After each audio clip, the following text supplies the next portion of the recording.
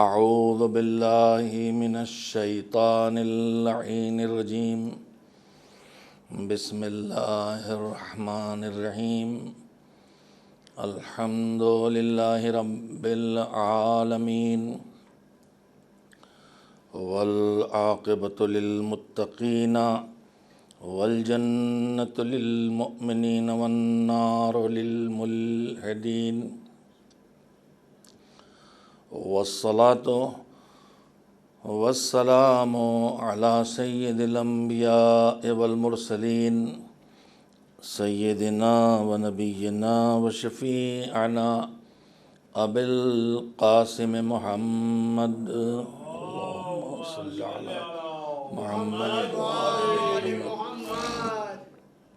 وآلہ الطیبین الطاہرین المعصومین المظلومین واللعنۃ الدائمۃ الباقیۃ علی اعدائہم اجمعین من الآن الی یوم الدین اما بعد فقد ورد فی زیارت الوارث المعروف بزیارت الوارث للحسین علیہ السلام عن ابنہ جعفر ابن محمد الصادق مخاطبا لانصار الحسین علیہ السلام بأبی انتم و امی طبتم وطابت الارض التي فيها دفنتم وفزتم فوزا عظیما فیا لیتنی كنت معكم فافوز معكم صلوات بھیجیں محمد وآل محمد۔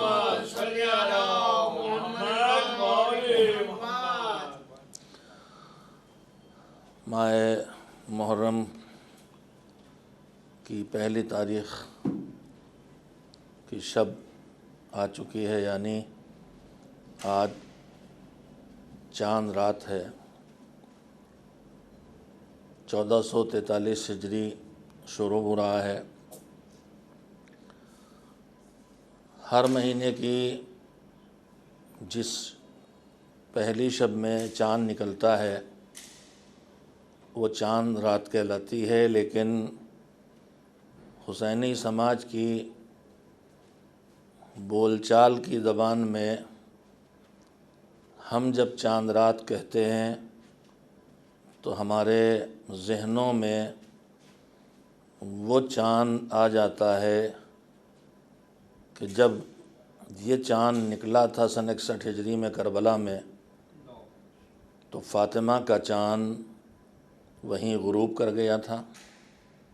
یہ اور بات ہے کہ صدیوں پہلے جو چاند ظاہری نگاہوں میں ڈوب چکا ہے، غروب کر چکا ہے، چاند غروب کرتا ہے تو اس کے ساتھ اس کی روشنی بھی چلی جاتی ہے، لیکن یہ چاند وہ چاند ہے کہ جو ڈوب گیا، غروب کر گیا، لیکن اتنی روشنی چھوڑ گیا ہے کہ جیسے جیسے وقت گزرتا جاتا ہے فاطمہ کے چاند کی روشنی بڑھتی جاتی ہے۔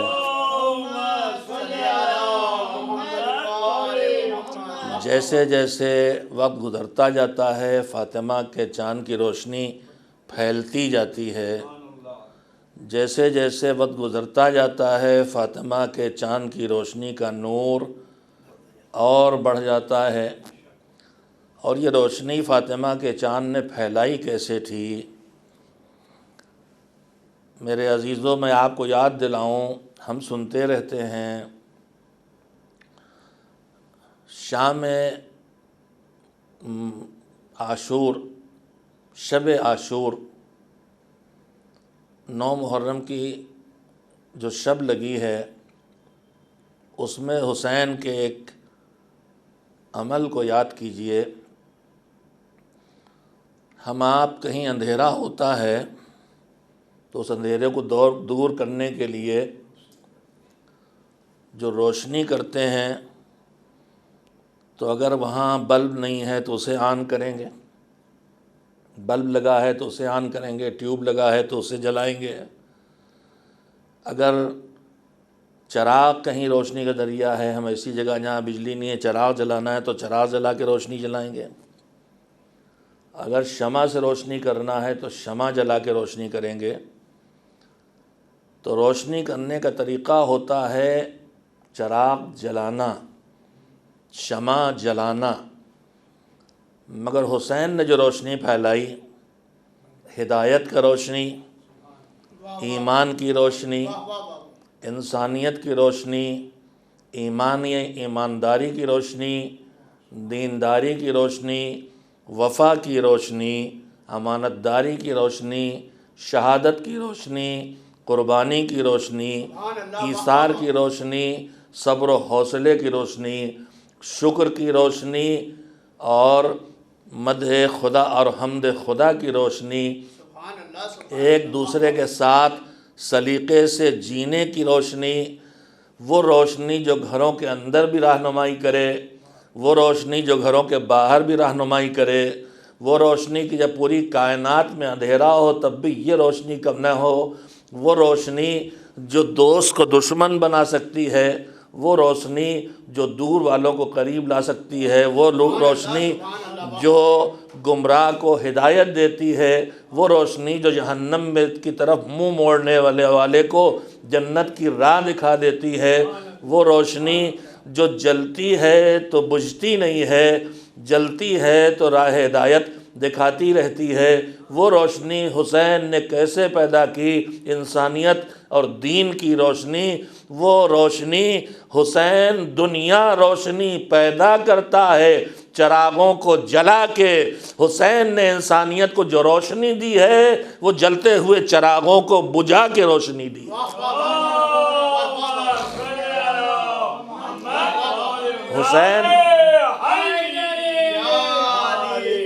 حسین یہ چراغ نہیں کر رہے تھے، حسین یہ چراغ روشن کر رہے تھے، ہدایت کا چراغ روشن کر رہے تھے، ایمانداری کا چراغ روشن کر رہے تھے، انسانیت کا چراغ روشن کر رہے تھے۔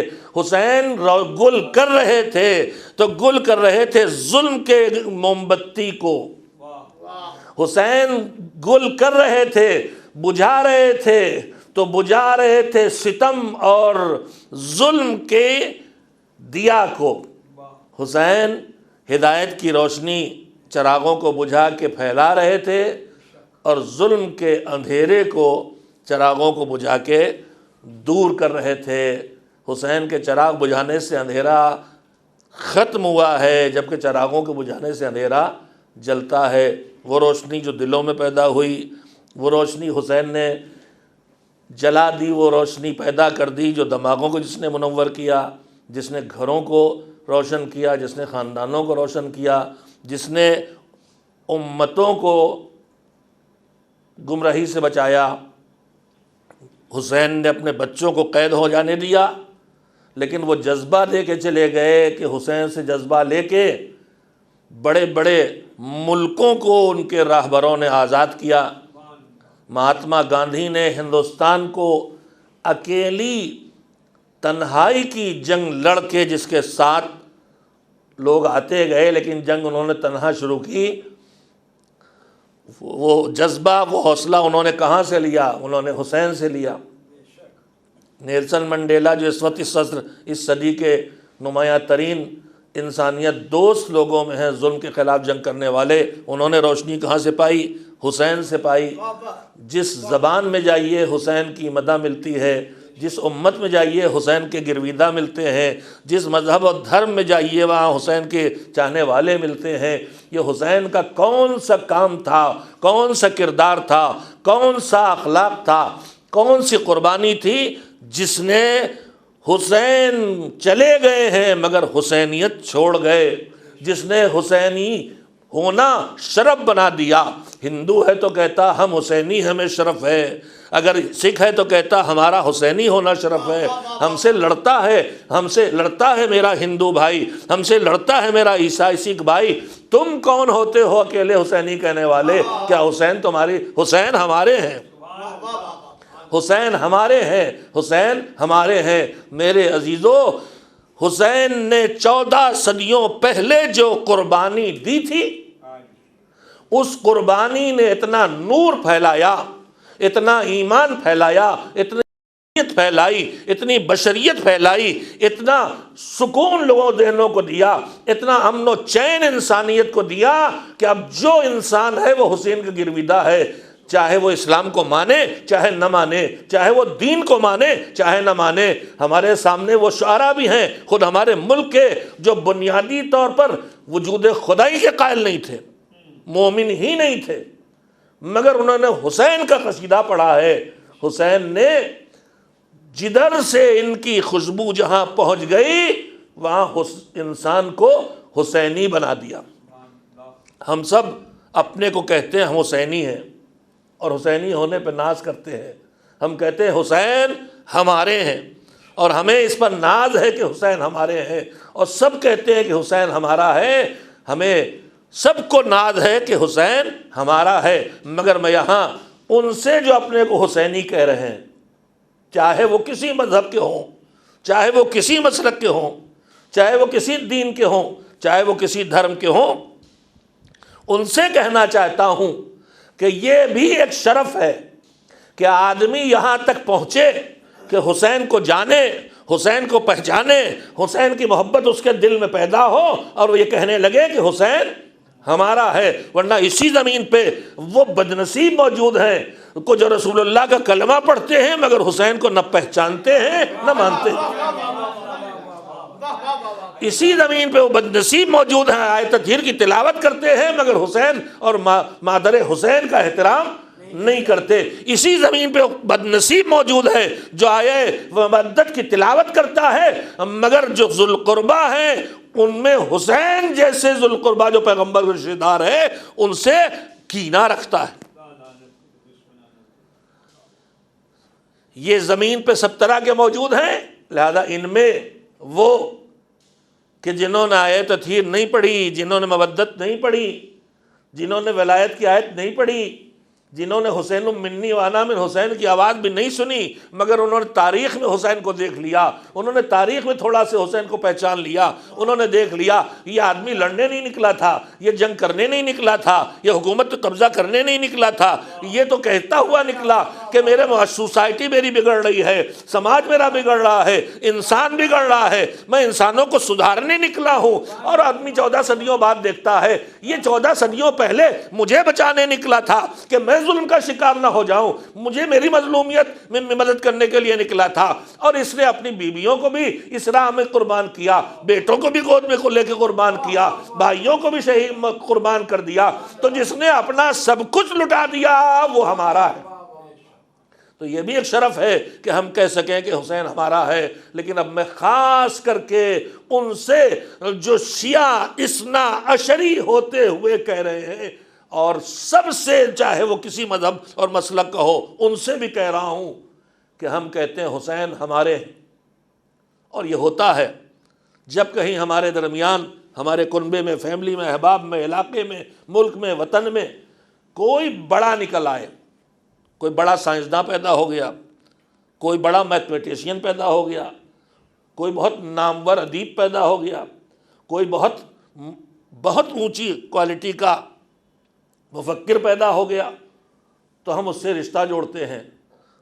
اگر خاندان کا نہیں، گاؤں کا نہیں، صوبے کا نہیں، تو ہم کہتے ہیں وہ ارے بھائی وہ ہمارے ہندوستان کے ہیں، اسی پہ ناز کرتے ہیں، وہ ہمارے ملک کے ہیں، وہ ہمارے صوبے کے ہیں، وہ ہمارے گاؤں کے ہیں، ہم اس پہ ناز کرتے رشتے جوڑتے ہیں۔ جو صاحبان عظمت ہوتے ہیں ان سے انسان اپنا رشتہ جوڑتا ہے، جو صاحبان کمال ہوتے ہیں ان سے انسان اپنا رشتہ جوڑتا ہے۔ تو میں عرض کرنا چاہوں گا کہ اگر ہم یہ کہہ رہے ہیں کہ حسین ہمارے ہیں تو اتنا تو بہرحال شرف ہے کہ اس زمین پہ وہ بدنصیب موجود ہیں جو حسین کو نہیں پہچانتے، پہچان کے بھی نہیں مانتے، وہ تو ویسے ہی ہیں جیسے سورج کو آدمی نہ دیکھے، جیسے سورج کو نہ دیکھے۔ ہم نے ان کو پہچانا، ان کے فضائل چھپانے کی مہم چلی، پردے ڈالے گئے، روایت سازیاں کی گئیں، ان کے خلاف تحریکیں چلائی گئیں، ان کی صفات اور کمالات کو چھپانے کی کوشش کی گئی۔ ان ساری کوششوں کے درمیان حسین کو جس نے پہچان لیا، ایسے ملعون بھی پیدا ہوئے جنہوں نے کربلا ہی سے انکار کر دیا۔ اپنے دور کے یزید، ابھی چند برس بھی نہیں ہوئے ہیں، وہ اس لعنت کا حقدار جو زیارت وارثہ میں کی گئی ہے، لعن اللہ امتن سمعت بذالک فرضیت بہ، ہر دور میں ایک یزید پیدا ہوگا جو حسین پر ہونے والے ظلم پر راضی ہوگا۔ تو ہم اگر پہنچ گئے ان تک جب سب چاروں طرف چھپایا جا رہا تھا ان کو، تو یہ ایک شرف ہے، سب کو نصیب نہیں ہوتا۔ مگر میں بڑی دیر سے روکے ہو کہہ دینا چاہتا ہوں، اے حسین کے عزادارو، اے حسین کے غلاموں، اے حسین کی کنیزوں، اے حسینیوں، تم کہو کہ حسین ہمارا ہے، یہ بھی ایک شرف ہے، مگر شرف تو یہ ہے کہ ایسی زندگی جیو اور ایسی موت مرو کہ حسین کہیں یہ ہمارا ہے۔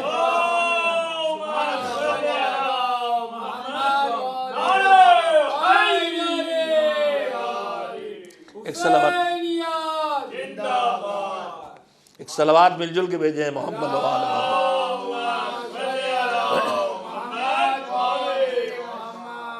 بس حسینی کو اس منزل تک پہنچنا ہے، مجھے، آپ کو، سب کو، جس کے لیے حسین کہے یہ ہمارا ہے۔ حسین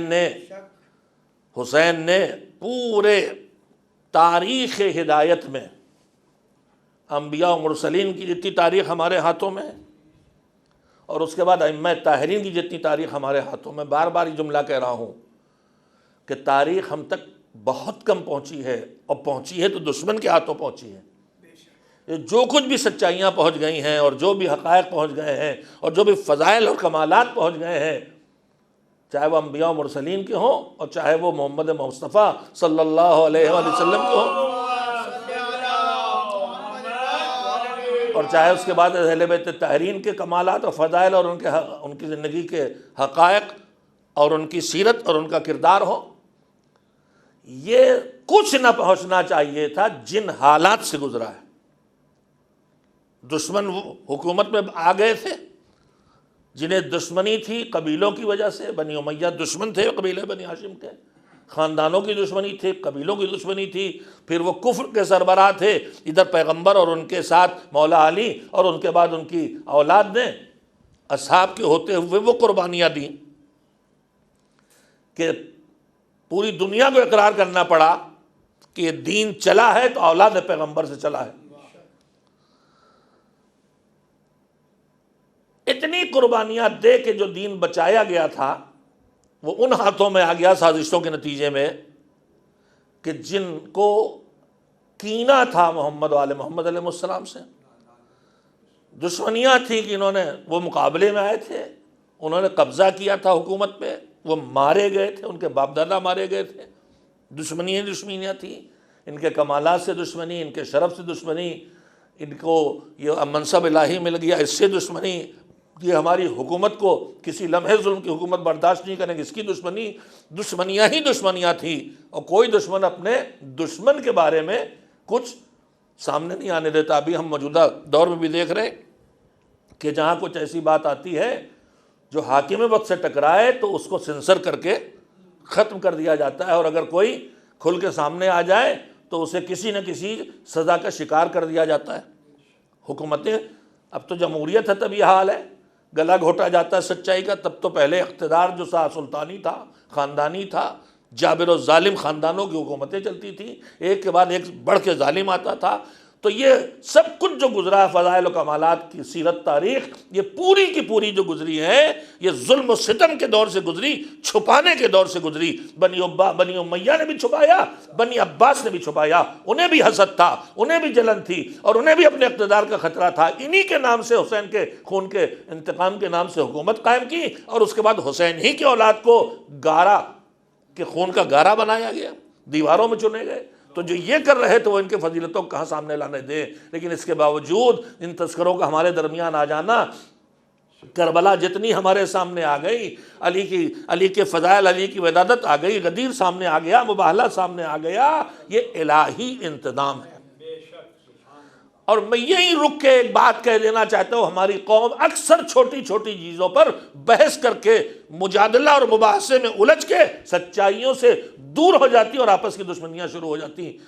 یہی مظلومیت ہے معصومین کی کہ ہمارے پاس سارے تاریخی حقائق نہیں پہنچے ہیں۔ ولادت اور شہادت کی تاریخیں اور سال اور جگہ سب سچائی کے ساتھ نہیں پہنچا، متعدد روایتیں، مختلف روایتیں، وہ تو عصر غیبت کے بعد تھوڑے تھوڑی ٹکڑوں میں کہیں کہیں تھوڑی تھوڑی سی ڈھیل آئی ہے۔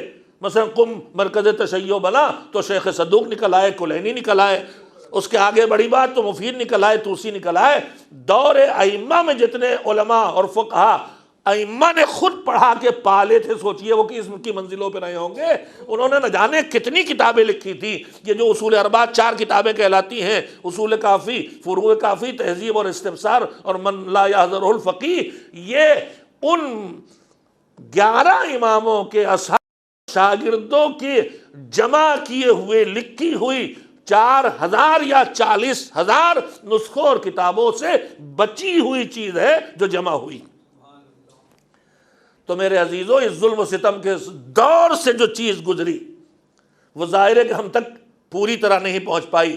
پھر اس میں بہت قیمتی بات کہہ رہا ہوں، اپنے جوانوں کو محرم کی پہلی تاریخ یہ پیغام دینا چاہتا ہوں، ہم چھوٹی چھوٹی چیزوں پہ بھیڑ جاتے ہیں اور لڑ جاتے ہیں۔ جناب قاسم کی شادی ہوئی تھی کہ نہیں؟ اکبر کی عمر 18 سال تھی کہ 28 سال تھی؟ پہلا کربلا میں شہید کون ہے؟ کربلا کے شہداء کی تعداد کتنی ہے؟ اسیر کتنے تھے؟ کون کہاں سے آیا تھا؟ اس کی آپ جا کے پڑھنا شروع کیے تو پہلی بات تو بہت کم، حضرت ابو الفضل العباس جیسی شخصیت، ان کی ذات سے جڑی ہوئی اتنی عظیم شخصیت جو حسین کا سپہ سالار ہے۔ رسول کے لیے جیسے علی تھے ویسے حسین کے لیے عباس ہے۔ جیسے رسول اللہ کے لیے ہے کہ میں اپنے مولا علی کا جملہ کہ میں رسول اللہ کے پیچھے ویسے پھرتا تھا جیسے اونٹنی کا بچہ اونٹنی کے پیچھے چلتا ہے، عباس بھی حسین سے اتنے چھوٹے تھے کہ جیسے بڑا بھائی باپ ہو جاتا ہے اس طرح حسین نے عباس کو پالا تھا۔ اور عباس کے کانوں میں وہ علی تمنا تھی کہ علی کی کہ میرا بیٹا ہو جو کربلا میں رسول کے بیٹے حسین کی مدد کام آئے۔ تو بصیرت، فہم، دین فہمی، شجاعت، اطاعت، تدبر، سب کچھ اتنا ہے کہ حسین کے پاس جو سب چنے ہوئے لوگ ہیں، جن میں حبیب جیسا فقیہ ہے، جن میں مسلم بن اوسجد جیسا عبادت گزار اور قاری ہے، ان میں ایک کی تھوڑی تھوڑی سی تذکرے جو آئے دیکھ لیے، ان سب پر کس کو بٹھایا؟ عباس کو۔ تو اگر یہ ان میں سے کسی سے کم ہوتے تو ہم اس نظریے کے نہیں ہیں کہ کمتر کو برتر پہ حاکم بنا دیا جائے، وہ نظریہ کہیں اور ایجاد ہوا ہے۔ ہم تو علی کو حاکم ماننے والے ہیں جو افضل تھے، اور ہم اس کے قائل ہیں کہ جو افضل ہے اس پر مفضول اور کمتر کو حاکم نہیں بنایا جا سکتا۔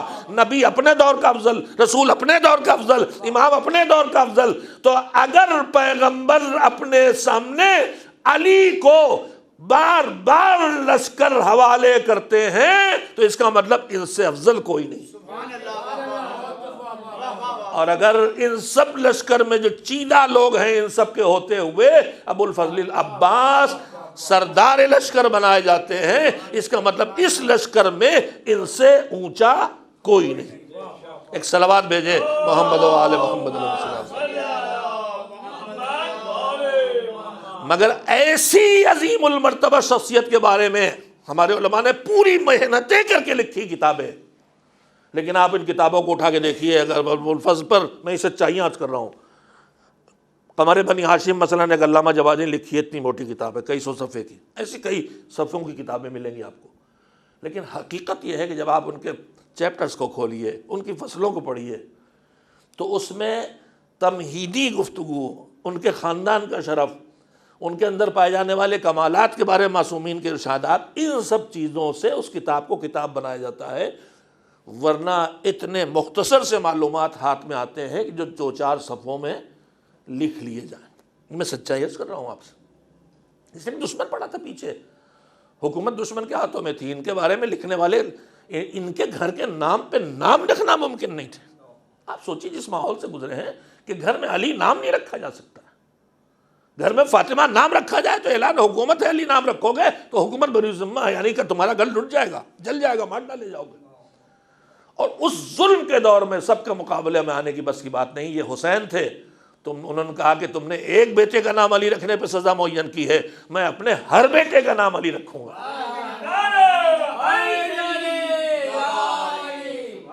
تم کو ایک فاطمہ سے چڑ ہے، میری ہر بیٹی فاطمہ ہوگی۔ اب جب سب کا نام علی رکھ دیا تو پہچاننے کے لیے کوئی اکبر ہے، کوئی اوسط ہے اور کوئی اصغر ہے۔ تو میں عرض یہ کر رہا تھا کہ مظلوم تاریخ ہے معصومین کی اور کربلا کی بھی، ہم تک نہیں پہنچے حقائق، اور جو پہنچے ہیں ان میں کچھ گڑھ کے ملایا گیا ہر جگہ۔ دشمن نے بعد میں سازش یہ بھی رچی، یہودیوں کی سازش تھی، اور بعد میں جو ائمہ سے جھگڑا کر کے انحراف کر کے الگ ہو جاتے تھے، غالی ہوں یا مقصرین ہوں تاریخ کے، ان کی گڑھی روایتیں۔ دوستوں نے بھی حماقت میں گڑھی روایتیں فضائل بڑھانے کے لیے، کام یہ بھی ہوا ہے۔ دشمن نے بھی گڑھا، دوستوں نے بھی گڑھا۔ لالچیوں نے جو مثلا وکیل تھے امام کے، اگلا امام ان کو وکیل نہیں بنا کے نہ ڈر لگا، انہوں نے اگلے امام کی امامت سے انکار کر دیا، یا جو امام کی طرف ہیں ان کو پیچھے ان سے الگ کرنے کے ایک نیا فرقہ بنا دیا۔ یہ سب گڑھتے رہے، بناتے رہے، تو جو کچھ ہمارے پاس آیا ہے بہت تھوڑا آیا ہے، اور جو آیا ہے اس تھوڑے میں بھی بہت ڈھونڈنا پڑتا ہے، اس میں سچ کیا ہے اور جھوٹ کیا ہے۔ لہذا میرے عزیزو، اگر تمہیں طے شدہ باتیں نہیں ملتی کہ کون پہلا شہید کون آخری، کس کی عمر کیا تھی، شادی ہوئی تھی کہ نہیں ہوئی تھی، یہ سارے مسائل ہیں۔ جناب علی اکبر کے بارے میں شادی ہوئی کہ نہیں ہوئی، اولاد تھی کہ نہیں تھی، عمر کیا تھی، ایج کیا تھی، ان کی والدہ کربلا میں تھی کہ نہیں تھی، یہ سارے نہ جانے کتنے سوالات ہیں، ہم آپ سب جانتے ہیں۔ کربلا میں حسین کی 2 بیٹیاں آئی تھی کہ 1 بیٹی آئی تھی؟ قاسم ابن الحسن کی شادی حسین نے اپنی بیٹی سے کی تھی کہ نہیں کی تھی تو کس بیٹی سے کی تھی، کب کی تھی؟ ایسے پانی آیا کہ نہیں آیا، اس میں بحث، کب تک آیا کب تک نہیں آیا، کون کون پانی لایا۔ تو ہر حقیقت کے بارے میں آپ کو 4 روایتیں مل جائیں گی، ان میں سے حقیقت تو ایک ہی ہے نا۔ ہمارے بزرگ علماء نے صدیوں پہلے سے ان سب کو دیکھ کے جو انہیں معتبر لگا، جو انہیں معتمد لگا، وہ ہمیں بتا دیا۔ اب علم پھیلا، پہلے ہمیں گاؤں میں تھے، ہمیں پتہ ہی نہیں تھا، اب نجف اور میرا وطن جرگامہ ضلع بارہ بنکی جڑ گئے، لداخ کی پہاڑ پہ رہنے والا بھی قم سے جڑ گیا ہے، تو اب جو ہے سیدھے قوم و نجف سے نکل کے ہم تک پہنچ رہا ہے۔ لہذا ساری چیزیں معلوم ہو رہی ہیں۔ ابھی تک ہم نے ایک ہی بات سنی تھی، اب 4 روایتیں سنی تو ہم لڑنے لگتے ہیں، یہ تو نئی بات لے کے آئے۔ نئی بات گڑھ کے لایا ہو تو اسے بھگا دیجئے، لیکن نئی بات آپ کے لیے اگر کتاب سے لایا ہو تو اس کی قدردانی کیجئے۔ تو میں یہ کرنا چاہتا ہوں اپنے سامعین سے اور ذاکرین کرام جو جوان نسل کے ہیں ان سے، سامعین سے کہوں گا اگر کوئی نئی چیز آپ کے علم میں آ جائے تو ایک دم سے بھیڑ نہ جائیے۔ یہ تاریخ ہے، عقیدہ نہیں ہے۔ تاریخ ہے، عقیدہ نہیں ہے۔ تاریخ کو عقیدہ نہ بنائیے۔ عقیدہ دلیلوں سے مضبوط ہوتا ہے، وہ بگڑے تو آدمی کی آخرت جاتی ہے۔ یہ تاریخ ہے، جس کی سچائی کا پتہ چل جائے تو اسے قبول کر لیجیے، لیکن اسے اپنا عقیدہ نہ بنائیے۔ ہم نے کہیں کہیں تاریخ کو بنا لیا ہے عقیدہ، اور پھر ہم اسی طرح بھیڑ جاتے ہیں جیسے کوئی عقیدے پر حملہ کرے۔ میں بہت قیمتی بات کہہ رہا ہوں، اللہ کرے واضح کر سکوں۔ میں کہنا یہ چاہتا ہوں کہ ہر معاملے میں متعدد روایتیں، ایک امام کی ولادت کس تاریخ ہوئی پڑھنا شروع کیے، 4-6 تاریخیں دکھائی دیں گی، کبھی سفر کوئی بتا رہا، کوئی ربیع الاول میں بتا رہا ہے، کوئی شعبان میں بتا رہا۔ اور اب ہمارے کلچر میں ایک دوسرے سے ملے ہیں تو آپ دیکھ لیجئے جو جنتریاں اور جو ڈائریاں اور کیلنڈر چھپتے ہیں، آپ حیدرآباد کے علاقے کا، بمبئی کے علاقے کا، کشمیر کے علاقے کا، لکھنؤ کے علاقے کے 4 جمع کر لیجئے، آپ کو ایک ہی امام کی ولادتیں الگ الگ لکھی ملیں گی۔ اب اس میں بھیڑنے کی ضرورت نہیں ہے۔ جس نے جو معتبر بزرگوں نے ہمارے جانا، وہ اس علاقے میں جہاں تک اس بزرگ کی آواز پہنچی وہ رائج ہو گیا۔ ہماری طرف وہ روایتیں رائج ہو گئیں جو ناصر الملت صاحب ابقات الانوار کے بیٹے اور خود صاحب ابقات الانوار پوتے، بلکہ انہوں نے جو تاریخیں طے کی ہیں وہ تحفۃ العوام میں لکھی گئیں، وہ رائج ہو گئیں۔ بمبئی علاقے میں شیخ نجفی میں مرحوم محمد حسن نجفی، جن کو آیت اللہ العظمیٰ بروجردی نے بظاہر بھیجا تھا ہدایت کے لیے ہم لوگوں کی، انہوں نے جو تاریخیں طے کی اس علاقے میں رائج ہو گئی۔ تو واقعات بھی ہم نے جو سنے ہیں اس کئی طرح سے روایات میں آئے ہیں، مقاتل میں، مقتل بھی واقع کربلا کے بہت بعد لکھے گئے. پہلا مقتل ابی مقنق ہے، بڑے فاصلے کے بعد لکھا گیا. کربلا میں کوئی جو ایماندار تھے وہ سب شہید ہو گئے تھے، صرف بیویاں بچی تھیں. بیویاں ہماری اس گھروں کی ہیں جو جن کی باتیں گھر سے باہر راویوں تک نہیں جائیں گی. یہ رسول کی بیٹیاں ہیں، یہ رسول کی بیٹیاں ہیں، یہ اجنبیوں سے باتیں نہیں کریں گی. کہ اصحاب رسول پیغمبر کی بیوی سے نہ جانے کتنی روایتیں کر دیں. وہ بیوی ہیں جن سے روایتیں ہیں، یہ بیٹی ہیں. تو میرے عزیزوں میں کہنا یہ چاہتا ہوں کہ سورسز محدود، کچلا گیا، مٹایا گیا، چھپایا گیا. جتنا آیا آپ کے علاقے میں جتنا پہنچا اس کو قبول کر لیا اس عالم نے، آپ کے درمیان رائج ہو گیا. اب دوسری جگہ وہی چیز دوسری شکل میں آپ کو دکھائی دے تو جھگڑا نہ کیجئے، لڑائی نہ کیجئے، نہ کسی کو کافر بنائیے، نہ کسی کو منافق بنائیے، نہ کسی کو دشمن اہل بیت بنائیے. ایک گزارش. اور دوسری گزارش اپنے خطبہ اور ذاکرین اور شعراء سے کہ آپ پڑھیے، جتنے معلومات اور حاصل کر سکتے حاصل کیجئے، لیکن خدا را جن لوگوں سے آپ گفتگو کر رہے ہیں ان کے سامنے اپنا اتنا ہی علم رکھیے جتنے کہ ان کے اندر سکت ہے. اس لیے کہ معصومین نے ہمیں سلیقہ گفتگو سکھایا ہے کہ تمہیں اپنے علم کے پیمانے پہ لوگوں سے بات نہیں کرنا ہے.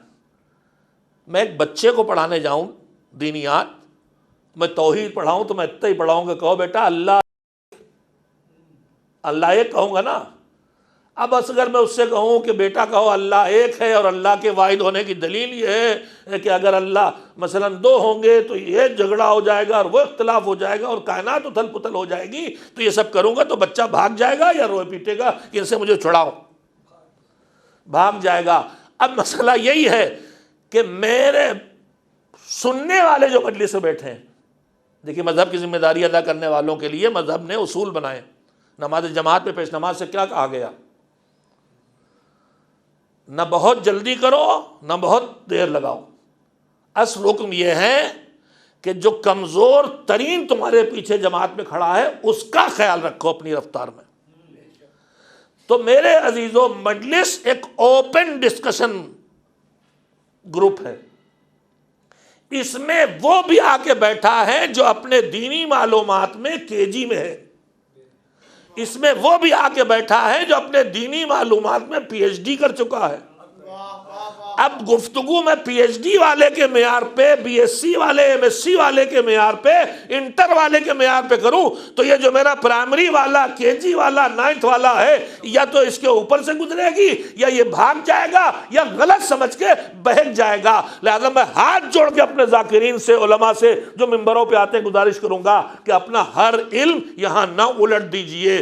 پیغمبر نے، معصومین نے جو اصول سکھایا ہے لوگوں کے درمیان بات کہنے، بات رکھنے، تبلیغ کرنے، دین پہنچانے کا، وہ اصول یہ ہے کلم الناس علی قدر عقولہم.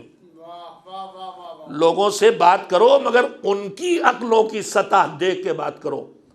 آدمی دھیرے دھیرے آگے جاتا ہے، دیکھو کہ اب کیا قبول کر سکتا ہے، اب کیا قبول کر سکتا ہے. دھیرے دھیرے بہت سی جگہوں ہم نے دیکھا ہے کہ دوائیں بھی لی جاتی ہیں کہ انسانی بدن کو چھوٹا ڈوز دیتے ہیں، پھر اور ڈوز دیتے ہیں، پھر اور ڈوز دیتے ہیں. ہم نے کہا پہلے ہی لے لیے وہ 500 mg، کہا ابھی 500 mg لیں گے بھگ سے ہو جائے گا، اسے 100 mg سے شروع کریں گے 500 تک لے جائیں گے. تو جیسے دوا کا ڈوز ایک دم سے نہیں لیا جاتا ویسے ہی علم بھی ایک دم سے انہوں نے دینا چاہیے. سلیقہ کی ضرورت ہے.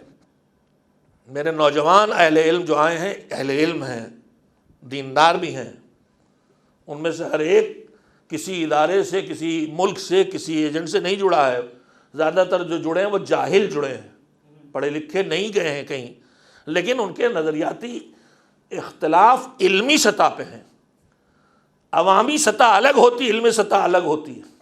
میں اتنی بات اللہ کرے کہہ رہا ہوں کہ آپ کہیں کہ آپ کہہ رہے تھے کہ اتنی بات کرنا جو ہم سمجھیں، آپ تو خود ہی اونچے ہوئے جا رہے ہیں. میں سنانا چاہتا ہوں کہ اگر میرا جیسا ذاکر و خطیب ممبر پہ آ کے وہ باتیں کہے، یا آپ اپنے باپ ہونے کے حیثیت سے بیٹے سے کہہ دیں، آپ پر بھی واجب ہے نا، ماں باپ کو اولاد کو سکھائیے، پڑوسی کو سکھائیے. تو اتنا لائیے بچے کے سامنے، بیٹی کے سامنے، جو اس کی سطح کا ہے، اپنی قابلیت نہیں کہ آپ جس طرح نماز شب کے لیے پہلے عادی ہو گئے 50 سال کی عمر میں اٹھ رہے ہیں، اس کو بھی تنگ کر رہے ہیں 3 بجے رات سے، چل نماز شب پڑھ، چل صبح پڑھ، چل 1.5 گھنٹہ تلاوت کر، بھاگ جائے گا ٹوٹ کے۔ تو دھیرے دھیرے ڈوز دیجئے ہدایت کا، عمل کا، تبلیغ کا، تعلیم کا۔ ائمہ نے سلیقہ کیا سکھایا؟ 9ویں یا 10ویں امام کے خدمت میں ایک شخص آیا اور اس نے آ کے کہا کہ مولا جو کچھ آپ نے بتایا تھا وہی میں نے لوگوں سے جا کے بتایا، تو لوگ مجھے کہہ رہے ہیں یہ زندیق ہے، ملحد ہے، ایتھیسٹ ہو گیا، دین ان کا انکار کر رہا۔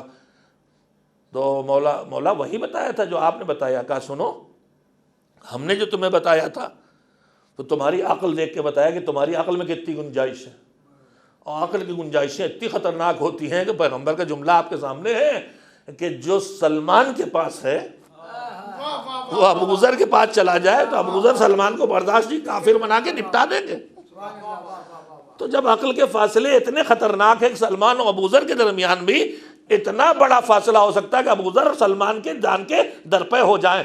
آج جو کہیں کہیں ہمارے تشیعوں میں ہمارے جوان کچھ کے دشمن ہو گئی ہے، ان کا دشمن، یہ مقصر ہے، وہ غالی ہے، وہ اخباری ہے، وہ مولائی، یہ دشمن جو ہمیں لڑا رہا، اللہ سے رول مالک کی بارگاہ میں دعا کرتا ہوں کہ ہمیں ایک کر دے، اور ہم سب منبر پہ آنے والوں کی ذمہ داری ہے کہ ہم جوڑیں، توڑے نہیں، اس لیے کہ کربلا جوڑنے کے لیے آئی تھی، توڑنے کے لیے نہیں آئی تھی۔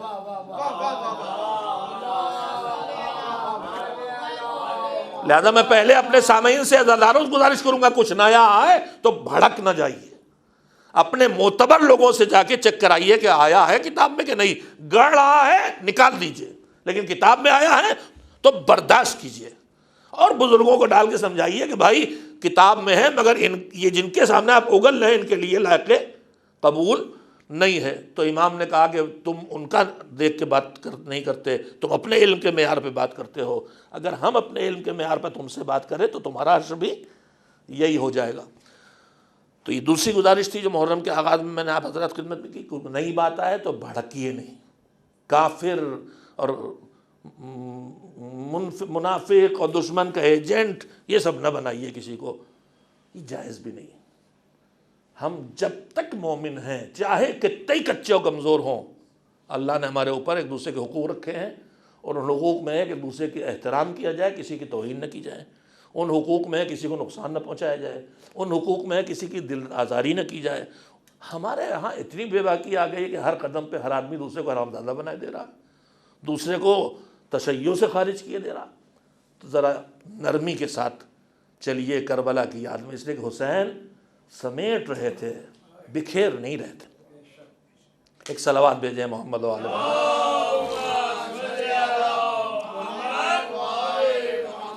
ایک اور اس سے بہتر طور پہ صلوات بھیج دیں محمد و آل محمد۔ میں نے آج آپ حضرات کی خدمت میں دیر گفتگو کی ہے، 2-3 باتیں میرے پیش نظر تھیں جو میرا موضوع ہے۔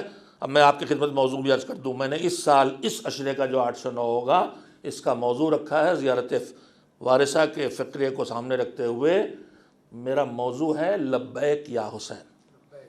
لبیک یا حسین ہمارے درمیان ایک جملہ مسلسل رائج ہو گیا ہے، ہم کہیں کہیں کچھ الفاظ زبان سے لاتے ہیں لیکن ان الفاظ کے اور ان نعروں کے تقاضوں کا ہمیں پتہ بھی نہیں ہوتا ہے۔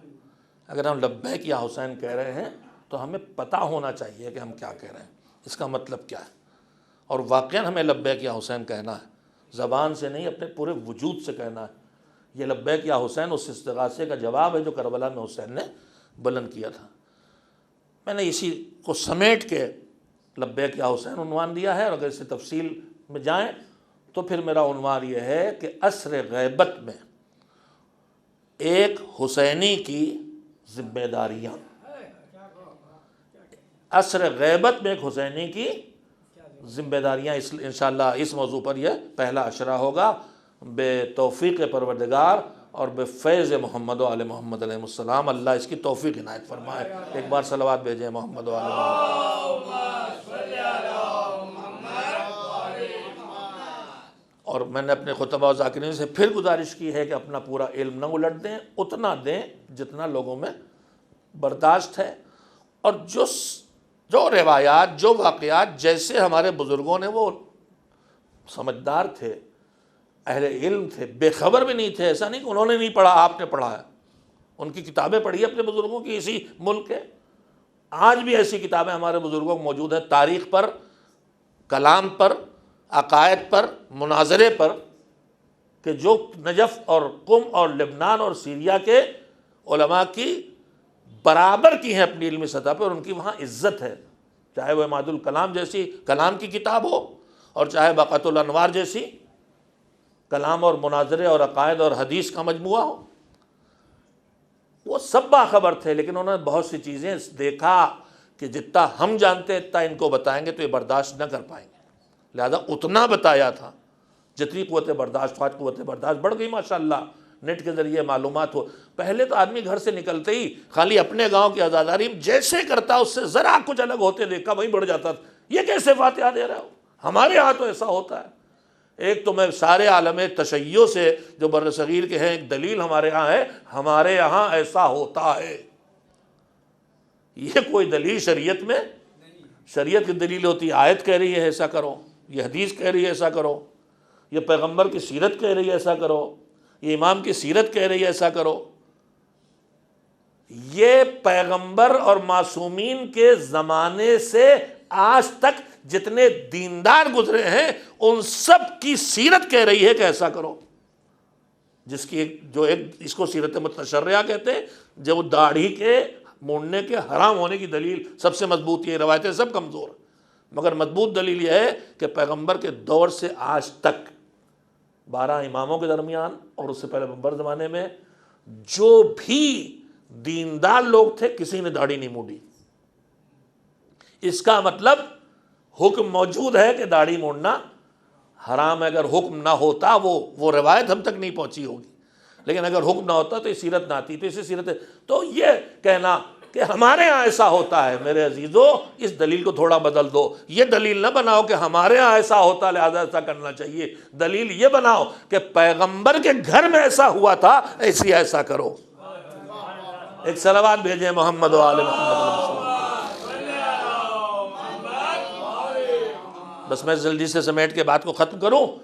میں اپنے سامعین کو بھی سنانا چاہتا ہوں کہ جہاں سے گڑبڑی شروع ہوتی ہے اور جہاں سے ذاکر اور خطیب اور عالم اور سامعین میں جھگڑا شروع ہوتا ہے، وہ جھگڑا جہاں سے شروع ہوتا ہے اس کی ایک بنیادی وجہ یہی جو میں نے ابھی آپ کی خدمت میں عرض کی۔ ہمارے سب کے، آپ کے بمبئی تو پہچانتا ہے آج بھی مولانا غلام عسکری اللہ مقامہ، بہترین خطیب، بہترین واعظ، اللہ نے زبان میں اثر دیا، اس لیے کہ کردار وہی ہے جو زبان پہ ہے، وہی دل میں ہے، وہی دماغ میں ہے، وہی زندگی میں ہے۔ تو جب قم جاتے تھے ایسے بزرگ، کوئی بھی بزرگ، آج بھی جب کوئی بزرگ قم جاتا ہے تو قم کے طلباء، نجف کے طلباء اس بزرگ کو اس سے سیکھتے، اور اس میں ہندوستان سے آنے والے ظاہر سب خطابت والے ہوتے ہیں تو ان کو مجلس پڑھوائی جاتی۔ تو ایک مجلس رکھی ہم لوگوں نے بانی تنظیم کو، اس میں خطیب کے طور پر ان سے گزارش کی، انہوں نے مجلس پڑھی تو انہوں نے مختصر کر کے میں عرض کر رہا ہوں، انہوں نے کہا یہ بتائیے کہ یہ جو آپ لوگ ہیں، آپ نے حوزے میں پڑھا، آپ کے پاس اتنا علم ہے، سب کچھ ہے، امامہ ہے اور اتنا علم ہے، لیکن لوگ آپ کی مجلس پسند نہیں کرتے۔ اب انہوں نے ان کا بات کرنے کا طریقہ ہی تھا، انکسار بھی تھا، اور ایک ہم ہیں ٹوپی والے ہیں، ہم نے حوزہ نہیں دیکھا، نجف نہیں دیکھا، قم نہیں دیکھا، لیکن ہمارے ان کا جملہ تھا ہمارے جیسے جاہل کو لوگ پسند کرتے ہیں، تو جو پڑھا لکھا خطیب نہیں اس کو لوگ پسند کرتے ہیں، جو پڑھا لکھا عالم اس کی مجلس پسند نہیں کرتے۔ آخر اس کی کیا وجہ ہے؟ سوچا آپ نے کبھی؟ ہم نے کہاں اتنی عقل کے سمجھے؟ تو انہوں نے کہا کہ بات یہ ہے کہ آپ کے پاس ہے علم، تو آپ اپنے علم پہ بھروسہ کر کے ممبر پہ آ جاتے ہیں اور بات کہنے کے انداز پر، طرز پر، خطابت کے سلیقے پر زور نہیں دیتے۔ توجہ دیں، آپ اپنے پاس علم ہے، آگے علم دے دیں، لیکن کیسے مجلس پڑھی جاتی ہے، کیسے الفاظ استعمال کیے جاتے ہیں، کیسے اشارے کیے جاتے ہیں، کیسے اتار چڑھاؤ ہوتا ہے، کیسے لوگوں کو دلچسپی، اس کا جو ہنر والا حصہ ہے، بات کہنے کے سلیقے والا حصہ، آپ طرز خطابت پہ دھیان نہیں دیتے، خالی اپنا علم پہنچاتے ہیں۔ اور اس کے بعد ان کا، اور ہم جیسے جاہل، ہمارے پاس علم تو ہے نہیں، تو ہم ساری محنت کرتے ہیں کہ بات کیسے کہیں کہ دلچسپ ہو جائے اور لوگوں کو اچھی لگے، تو طرز خطابت پہ ہم توجہ دیتے، اس لیے آپ کامیاب ہیں، اور آپ طرز خطابت توجہ نہیں دیتے، آپ جو بات ہے جو الٹ دیتے ہیں۔ اس کا جملہ کہا، آپ مجلس نہیں پڑھتے ہیں، آپ علمی قے کرتے ہیں۔ تو حقیقت یہ ہے، میں اپنے سارے سامعین کو سنا رہا ہوں یہ بات کہ، اور اپنے جوان علماء کو جو قوم و نجف سے آئے ہیں، جن کے اندر جذبہ تبلیغ ہے، جن کے اندر جو پایا ہے اسے پہنچانے کا شوق ہے، آپ کے جذبے کی قدر کرتے ہیں، مگر خدا کے لیے وہ بتائیے جو برداشت کر سکے سننے والے، وہ نہ بتائیے کہ جس سے ماحول کا سکون چھنے، جس سے عزاداری کے اندر جھگڑے کھڑے ہونے لگیں، جس سے عزادار آپس میں لڑنے لگیں، اور اس کے بعد یہ ان کے یہاں نہیں جاتے اور ان کے یہاں نہیں جاتے، یہ ان کو نہیں بلاتے وہ ان کو نہیں بلاتے، یہ سب ختم ہو جانا چاہیے، اور ہمیں ایک ہو کے، جیسے کربلا کے 72 آئے تھے، وہ کون حسینی تھے؟ وہ حسینی جو آج ہمیں حسینی بننا ہے، وہ کون سا حسینی بننا ہے؟ میں نے کہا 1,24,000 نبیوں میں بھی اصحاب تھے، ان کے ساتھ 2 صحباب تھے، اور اس کے بعد سارے پیغمبر کے بھی اصحاب تھے اور رشتہ دار تھے، اور اس کے بعد مولا علی سے لے کے 11ویں امام تک آئے ہیں اصحاب اور رشتہ دار، مگر حسین کا دور آیا تو حسین نے جب چراغ بجھایا تھا خیمے کا، انسانیت کا چراغ جلانے کے لیے، اور کوئی نہ گیا تھا شب عاشور سنتے ہمیں، تو چراغ جلا کے کہا تھا کہ جیسے رشتہ دار جوڑ کے رہنے والے مجھے ملے ہیں، ایسے میرے دادا، میرے نانا، میرے بابا، میرے بھیا کسی کو نہیں ملے، اور جیسے جذبہ رکھ کے قربانی دینے والے دوست اور انصار مجھے ملے ہیں، ایسے کسی کو نہیں ملے۔ حسینی ہو تو ویسے بنو کہ جیسے حسین پسند کرتے ہیں۔ کیوں؟ اس لیے کہ حسین کا کام پورا کرنے کے لیے پردہ غیب میں حسین کا بیٹا انتظار کر رہا ہے۔ جیسے میرے جد کو ملے تھے کربلا کھڑی کی، اب میں اس کربلا کو، اس ہدف کو پورا کر دوں ظاہر ہو کے جس ہدف کے لیے قربانی دی گئی تھی۔ لہذا حسینی کو ترقی کرنا ہے، سفر کرنا ہے اپنے ایمان میں، اپنے اخلاق میں، اپنے اعمال میں، اپنے تقوی میں، تاکہ حسین، وقت کا حسین جو انتظار کر رہا ہے اس کی بات پوری ہو جائے۔ چاند رات آ گئی، چاند نکلا ہے، یہ چاند نکلتا ہے تو مومن کی آنکھوں میں آنسو آ جاتے ہیں۔ حسین ہمارے پاس سال بھر رہتے ہیں، وہ تصور نہیں ہے جو ہم الوداع پڑھتے ہیں، اس کا کوئی مطلب اگر کسی دماغ میں یہ ہے کہ حسین سے ہم کہہ رہے چلے جاؤ تو وہ حقیقت نہیں ہے۔ نہ حسین آج آتے ہیں، نہ حسین 8 ربیع الاول کو چلے جاتے ہیں۔ حسین تو ہماری زندگی سے جڑے ہیں، حسین کو ہم چھوڑ کیسے سکتے ہیں؟ ہم کو سکھایا گیا، ان کے بیٹوں نے سکھایا کہ حسین کو دن بھر میں بہت یاد کرو، ہمیں یاد کرو نہ کرو، ہمیں جد کو یاد کرو، کہا جب پانی پیو یاد کرو، جب کسی مظلوم کو دیکھو یاد کرو، جب کسی، خود کہا تھا جب کسی مسافر کو عالم غربت میں مرتے دیکھنا تو مجھے یاد کرنا۔ تو حسین ہمارے پاس ہے، ہمیشہ ہمارے پاس ہے، بس دیکھنا یہ ہے کہ ہم اس لائق ہیں کہ نہیں ہیں کہ حسین ہمارے پاس آئیں، حسین ہمارے پاس رہے۔ یہ ایام اعزاں میں جو ہم کہتے ہیں کہ رونق آ گئی، حسین آ گئے اور حسین چلے گئے، یہ تو ہم اس لحاظ سے کہتے ہیں کہ جب ہم حسین کے لیے امام باڑہ سجا دیتے ہیں تو جیسے کوئی مہمان آتا ہے تو ہم سجا کے اہتمام کرتے تو ہمیں لگتا اب حسین آئے ہیں، ورنہ حسین ہر وقت ہیں۔ جب تمہارے گھر میں تلاوت قرآن ہو رہی ہے حسین ہیں، جب تمہارے گھر میں نماز ہو رہی حسین ہیں، جب تمہارے گھر میں مجلس ہو رہی حسین ہیں، اور اکیلے حسین نے، حسین کی ماں بھی ہیں، حسین کے بابا بھی ہیں، حسین نہیں فرشتے بھی ہیں، حسین نہیں ہے اس پر مہربان پروردگار بھی ہے۔ یہ ہمارے طرز عمل پر ہے۔ ہو سکتا ہے کہ ہمارے پاس سے حسین کبھی نہ جائیں، اور معاذ اللہ ایسا بھی ہو سکتا ہے کہ حسین ہمارے پاس کبھی نہ ہو، اور ہم کی تاریخوں سے نہیں جڑا، ہمارے طرز عمل سے جڑا ہے۔ حسین کو بلانے کے لائق ہو تو گھر میں حلال فرش بچھا ہونا چاہیے۔ جس گھر میں تم مصلی بچھاتے ہو جائز ہو، ویسی جس پہ فرش بچھا رہے ہو، زہرا نہ آئیں گی، حسین نہ آئیں گے۔ اگر یہ گھر کسی بہن کا ناجائز قبضے کا ہے، کسی چوری کے بےایمانی کے پیسے سے خریدا ہے، حسین کو لانے کی شرطیں ہیں وہ پوری کرو تو حسین تمہارے پاس سے کبھی جائیں گے نہیں۔ یہ چاند رات ہے، ہمارے دل بے چین ہو جاتے ہیں۔ حسین ہمارے پاس ہمیشہ رہتے ہیں، مگر محرم آتا تھا تو حسین کے بیٹوں کی بھی بے چینی دکھائی دیتی تھی۔ 6 امام اپنے بابا کے لیے، 7ویں امام اپنے بابا کے لیے، 8ویں امام اپنے بابا کے لیے۔ بتاتے ہیں کہ چاند نکلنے کے بعد ہم نے اپنے بابا محمد باقر کے لبوں پہ کبھی تبسم نہیں دیکھا، مسکراہٹ نہیں دیکھی. اور جیسے جیسے تاریخ بڑھتی تھی کرب بڑھتا تھا. اور 10 محرم کو تو میرے بابا کے آنسو نہیں رکتے تھے. کبھی کوئی صحابی آیا، دیکھا گریا ہے، فریاد ہے، رونا ہے، پوچھا کیا ہوا کہ تمہیں پتہ نہیں ہے کہ آج ہی کی تاریخ میرے بابا مارے گئے. آپ اندازہ لگائیے کہ اصحاب ائمہ کو بھی عاشور کا پتہ نہیں ہوتا تھا. کتنے مشکل دور سے دین گزرا ہے، ان پہ ہم توجہ نہیں دیتے. تو وہ دوتے تھے یہ محرم آ گیا، یہ گریا کی تاریخ میں آ گیا، آتا ہے بہت تیز چلا جاتا ہے.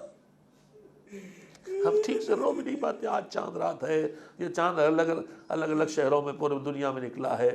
ابھی کربلا میں جو چاند نکلا ہے تو تپتا ہوا ریگستان ہے بس. مگر یہ چاند مدینے میں نکلا ہے تو مدینہ اجڑ چکا ہے. یہ چاند مدینے میں نکلا ہے تو قبر فاطمہ پر آج کوئی بیٹا رونے کی نہیں آنے والا. فاطمہ خود جا چکی ہے. قبر رسول پہ حسین رات میں آ کے ضرور تھوڑی دیر لیٹتے تھے، مگر اب حسین نہیں آئیں گے. یہ چاند مکے میں نکلا تھا ابھی ذی-الحجہ میں تو حسین یہی تھے. مگر اب جو محرم کا چاند نکلا ہے تو فرزند رسول مکہ چھوڑ کے راہ سفر میں ہے. چاند نکلا تو حسین راہ سفر میں ہے. اور یہی محرم کا چاند نکلا تو اس کوفے میں بھی نکلا جہاں بے گور و کفن کی لاش دارالامارہ کے دروازے پہ لٹکی. یہ چاند محرم 61 ہجری سے پہلے نکلا ہے، 61 ہجری کے بعد بھی نکلا ہے. بعد میں نکلا تو رباب اپنے چوک کو یاد کرتی ہے، ام کلثوم اپنے قمر میں ہاشم کو یاد کرتی ہے، زینب اپنے بھیا کو یاد کرتی ہے. اور سید سجاد چاند دیکھ کے گریا اور بڑھ جاتا ہے، ورنہ ان کا رونا رکا کم ہے. اے عزیزو، ہم سب جمع ہوئے حسین کربلا کی طرف رخ کیے ہوئے ہیں. حسین کا قافلہ کربلا جا رہا ہے. راہ کربلا میں حسین، مجھے اس منزل کا نام یاد نہیں رہ جاتا، مگر رکے ہوئے ہیں کہ ایک مرتبہ ایک دھول اڑتی ہوئی دکھائی دی. روکا، کہا دیکھو کوئی آ رہا ہے کوفے کی طرف سے، لے کے آئے. کہا کوفے کا کیا حال ہے؟ کہا جب ہم نکلے تھے تو آپ کے بھائی سفیر مسلم کا سر کٹ چکا تھا اور ان کا جنازہ سولی پہ لٹکا دیا گیا تھا. حسین خیموں میں گئے.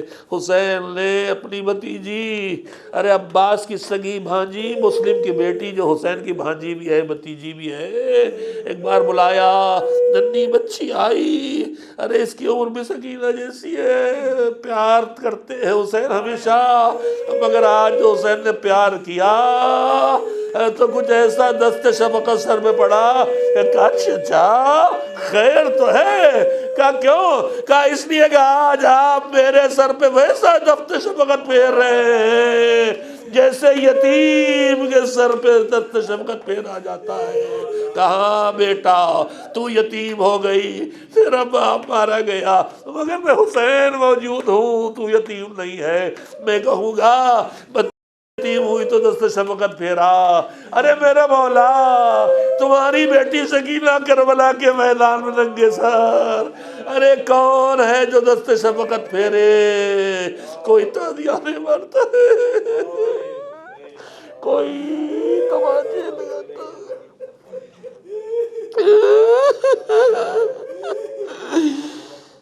یا حسین،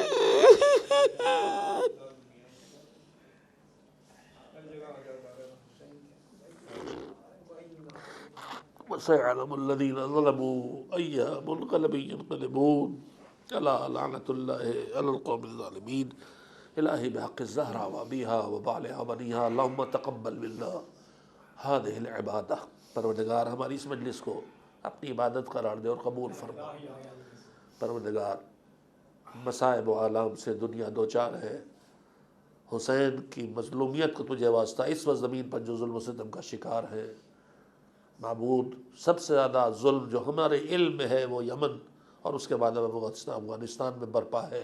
پروردگار المظلومین کی حفاظت فرما. ہمارے علماء، فقہا، نامور شخصیتیں بحرین، سعودی عرب جیسے ظالم حکومتوں میں ظلم و ستم کا شکار، قید خانوں میں موت کی سزاؤں کے انتظار میں سولی کے پھندوں پر گردنیں اڑائی جا رہی، معبود ان ظالموں کو نیست و نابود کر دے. پروردگار جو تیرے گھر پر، میرے پیغمبر کے مزار پر ظالم قصاب قبضہ کیے بیٹھے ہوئے معبود ان کے تخت کو جلد از جلد الٹ دے۔ پروردگار پوری دنیا میں فتنہ پھیلانے والے ظالم، چاہے وہ امریکہ ہو، چاہے وہ اسرائیل ہو، چاہے وہ یورپ کے شاطر ہوں، پروردگار ان سب کو یا شعور دین عنایت فرما دے، شعور انسانیت دے دے، اس لیے ہم کسی کی ہلاکت نہیں چاہتے، لیکن اگر یہ شعور دین و انسانیت تک نہ پہنچے تو انہیں تباہ و برباد کر دے۔ پروردگار جو دنیا سے چلے گئے ان پر رحمت نادر فرما۔ ایام اعزاں آ رہے ہیں، دنیا میں پھر خون بہانے کی پلاننگ بند ہوتی ہے، معبود عزاداروں کی حفاظت فرما۔